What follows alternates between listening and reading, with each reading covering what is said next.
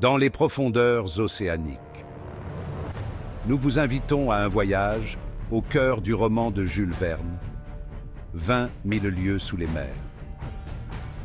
Dans les vastes et majestueuses profondeurs de l'océan, où la lumière du soleil parvient à peine, se trouve un monde de merveilles et de dangers.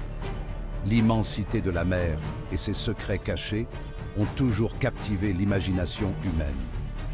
C'est la frontière du monde connu, le commencement de l'inconnu, qui attire les courageux et les curieux.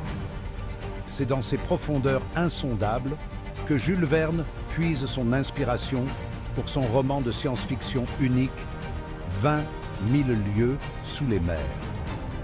Verne, visionnaire de son temps, nous transporte vers des paysages inexplorés et des merveilles inconnues, à une époque où la mer était encore un royaume de secrets inexplorés. Publié en 1870, ce chef-d'œuvre intemporel nous emmène dans un voyage unique à bord du Nautilus, un sous-marin révolutionnaire en avance sur son temps. Avec sa technologie et son design de pointe, le Nautilus représente l'apogée de l'ingéniosité humaine et de la soif de connaissance. Verne, maître de l'imagination, allie habilement réalité scientifique et fiction pour créer une histoire captivante et fascinante. Ses descriptions vivantes et sa précision scientifique donnent vie à une exploration sous-marine qui a captivé l'imagination de générations. L'attention méticuleuse de Verne aux détails et sa passion pour la science élèvent ce roman au-dessus de la fiction ordinaire et en font une aventure presque crédible. Rejoignez-nous pour un voyage dans les profondeurs de l'océan, alors que nous explorons les merveilles et les dangers qui se cachent sous la surface.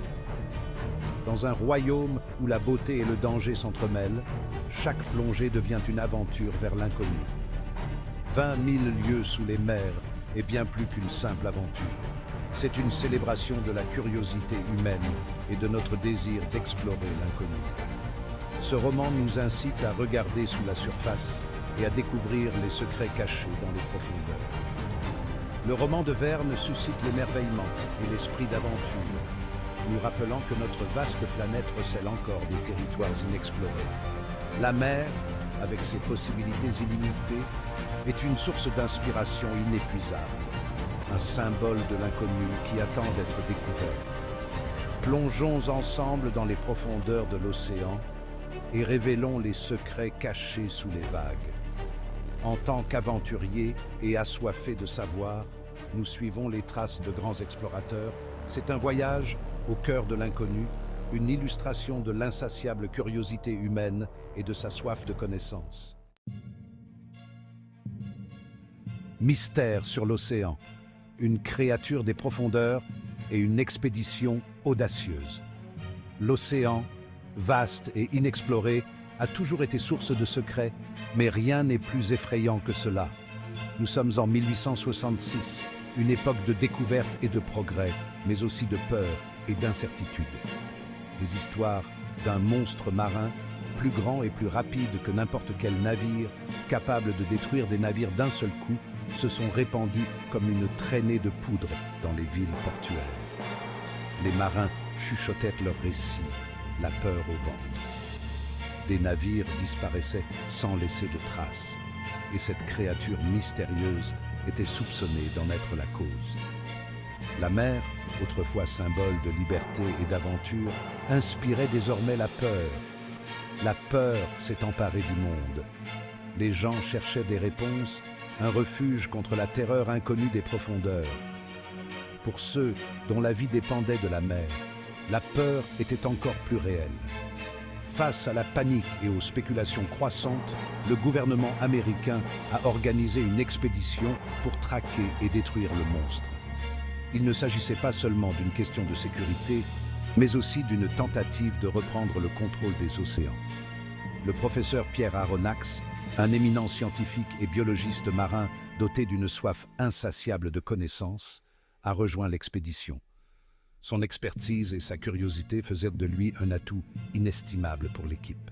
Je ne pouvais pas laisser passer cette opportunité. La chance d'étudier une telle créature, c'est une occasion unique. Cela pourrait être mon chef-d'œuvre, une découverte qui changera tout ce que nous savons de la biologie marine. Il est rejoint par son fidèle domestique, Conseil, et par Ned Land, un harponneur chevronné. Chacun d'eux apportait ses compétences et ses perspectives uniques à cette aventure. Où que le professeur Aronnax aille, je le suivrai. Jusqu'au bout du monde, s'il le faut. Sa passion, son dévouement, c'est contagieux. Si ce monstre existe, je le trouverai et je le chasserai. Ce n'est pas juste une mission, c'est une traque. Et je suis prêt. Mais ils ne le savaient pas encore. La chasse aux monstres marins allait se transformer en une aventure qui allait dépasser leurs rêves les plus fous. L'océan recelait plus de secrets qu'ils n'auraient jamais pu l'imaginer. L'expédition s'est lancée à bord du puissant navire de guerre Abraham Lincoln, fleuron de la technologie maritime de l'époque. L'acier Abraham Lincoln était une merveille d'ingénierie, capable de résister aux conditions les plus difficiles de l'océan. Leur mission, parcourir les vastes étendues de l'océan, trouver la créature insaisissable et éliminer la menace qu'elle représentait pour la navigation. Chaque membre de l'équipage était conscient du danger qui les attendait.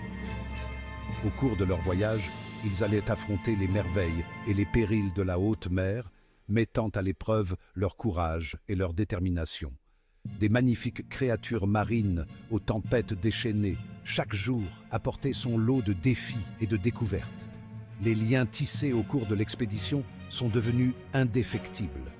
En partageant les épreuves et les triomphes, l'équipage est devenu plus que de simples compagnons de voyage, il est devenu une famille.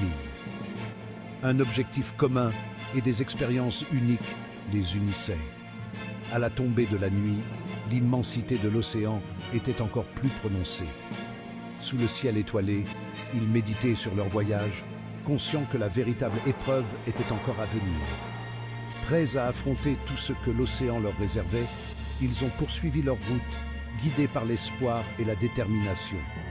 Leur plus grande aventure ne faisait que commencer, et le mystère de la légende du monstre marin était sur le point d'être révélé. La rencontre avec le Nautilus, une merveille technologique et son capitaine mystérieux. C'est une histoire de mystère, d'innovation et des profondeurs inconnues de l'océan. Après des mois de recherche, le puissant Abraham Lincoln a finalement rencontré le légendaire monstre marin. Mais ce qu'ils ont trouvé n'était pas ce à quoi ils s'attendaient. Personne à bord n'était préparé à ce qui allait se passer.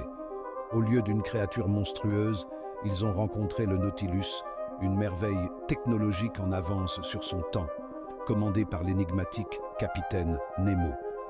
Avec son design élégant et sa technologie de pointe, le Nautilus défiait toutes les lois connues de la navigation.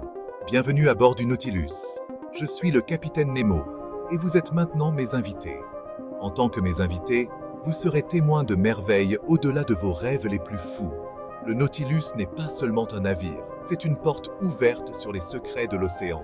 Lors de la rencontre, Aronnax, Conseil et Ned Land ont été projetés dans l'océan, mais ont été secourus par l'équipage du Nautilus. Leur peur et leur incertitude initiale se sont rapidement transformées en admiration et en curiosité.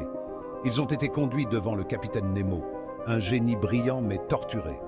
Son présence dégageait une aura d'autorité et de mystère, laissant ses nouveaux passagers avec plus de questions que de réponses. Capitaine Nemo, votre navire, il ne ressemble à rien que j'ai jamais vu. Comment est-ce possible? Cette technologie, ce design, c'est incroyable. J'ai tourné le dos au monde de la surface. Ici, dans les profondeurs de l'océan, j'ai trouvé refuge.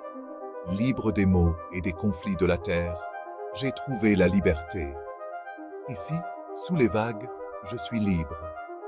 L'océan est sans limite, rempli de secrets. Et je suis déterminé à tous les découvrir. Le capitaine Nemo a révélé qu'il avait coupé tous les ponts avec le monde extérieur, choisissant une vie de solitude dans l'immensité de l'océan. Ses raisons restaient obscures, mais sa détermination était inébranlable. Le Nautilus, à la fois sa prison et leur vaisseau, allait devenir leur billet pour explorer un monde qu'ils n'auraient jamais cru possible.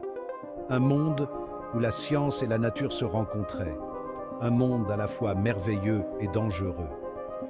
Guidés par le capitaine Nemo, un homme d'une grande sagesse et d'une volonté de fer, les voyageurs se sont lancés dans les profondeurs de l'océan, découvrant les merveilles et les mystères qui se cachaient sous la surface. Des créatures bioluminescentes aux vestiges de civilisations perdues, l'océan a révélé ses merveilles une par une. Au fil de leur voyage, les passagers du Nautilus ont été témoins de la beauté et des dangers des profondeurs. Chaque jour apportait de nouvelles découvertes et de nouveaux défis, mettant à l'épreuve leur courage et élargissant leurs horizons. Tout au long du voyage, le capitaine Nemo est resté une figure énigmatique et autoritaire, guidant ses passagers d'une main ferme et avec une vision claire. Sa fascination pour l'océan était à la fois inspirante et effrayante, un témoignage de l'ingéniosité humaine et de l'attrait éternel de l'inconnu. Chapitre 4. Merveilles des profondeurs, exploration sous-marine et découvertes étonnantes. À bord du Nautilus, nous avons entrepris un voyage extraordinaire à travers les océans du monde. À travers les hublots massifs du navire, nous avons été témoins de la magie et de la diversité de la vie dans les profondeurs. Des récifs coralliens vibrants de couleurs grouillées de vie, des épaves reposées sur le fond marin comme des fantômes du passé et des créatures magnifiques flottaient devant nous, nous remplissant d'admiration. Ma connaissance de la vie marine a fait de moi leur guide, partageant mes observations et mes idées. Nous avons rencontré un calmar géant, traversé des forêts sous-marines et même marché sur le fond marin dans des scaphandres. Le Nautilus était un vaisseau magique qui nous a transportés vers les endroits les plus reculés du monde sous-marin. L'une de nos découvertes les plus incroyables a été celle de l'Atlantide, la cité perdue, les vestiges submergés d'une civilisation autrefois grandiose. Cette découverte a nourri ma soif de connaissance, mais a également suscité un sentiment de vanité face à la nature éphémère de l'existence humaine. Chapitre 5. La vie à bord du Nautilus. Conflits, camaraderie et débats philosophiques. La vie à bord du Nautilus était une expérience unique, un étrange mélange de confinement et de liberté. Alors qu'Aronnax était captivé par les merveilles technologiques et les découvertes, j'étais rongé par le désir de liberté, par le retour à la haute mer. Moi, en tant que fidèle serviteur, je m'efforçais de maintenir un semblant d'ordre dans cet environnement étrange. En tant que scientifique et idéaliste, je suscitais à la fois l'admiration et la frustration chez mes compagnons. Les véritables intentions du capitaine Nemo restaient un mystère, et son passé était enveloppé d'un voile de secret. Aronnax et moi avions souvent des discussions philosophiques sur la nature de la liberté, les limites de la connaissance et la relation entre l'homme et la nature. Au fur et à mesure que le voyage se poursuivait, les conflits entre le capitaine Nemo et ses passagers se sont intensifiés, en particulier avec Ned Land, qui souhaitait désespérément échapper à sa captivité. L'immensité de l'océan est devenue le théâtre de nos désirs contradictoires, et notre destin était inextricablement lié à ce capitaine énigmatique et à sa machine extraordinaire.